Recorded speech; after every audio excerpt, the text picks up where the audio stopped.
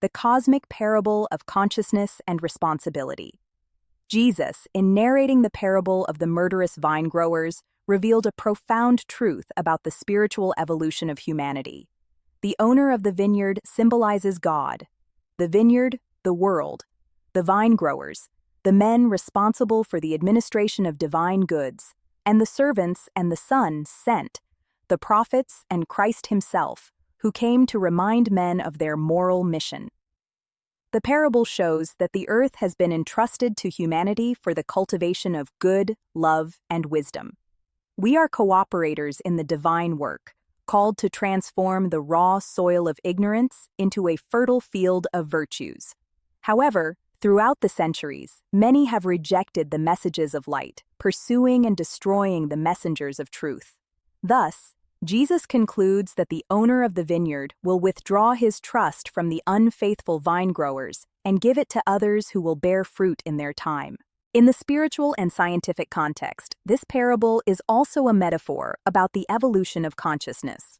Nature follows laws of cause and effect as precise as those of physics and biology. In classical physics, we learn that every action generates a reaction. In quantum mechanics, we understand that observation and intention alter the behavior of particles, showing that thought influences reality. The same occurs in the moral field. Our actions and intentions shape the destiny we reap, both individually and collectively. Evolutionary biology teaches that life progresses through adaptations that ensure greater harmony with the environment. Similarly, the spirit evolves by adjusting to divine laws. When man strays from ethics and solidarity, it is like an organism that breaks the balance with its environment, and suffering is the corrective signal that invites him to rediscover order.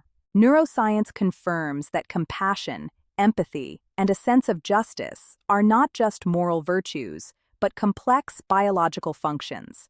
The human brain has evolved to recognize the suffering of others and to cooperate, as the survival of the species depends on harmony and cooperation.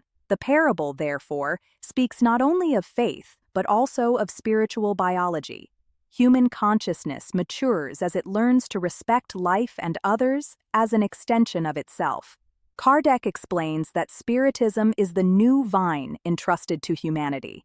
He places back in the hands of men the light of reason allied with faith, calling us to be workers of moral and scientific progress. Spiritism is the renewal of the vine, an invitation to replace violence with wisdom, selfishness with brotherhood, and fear with understanding.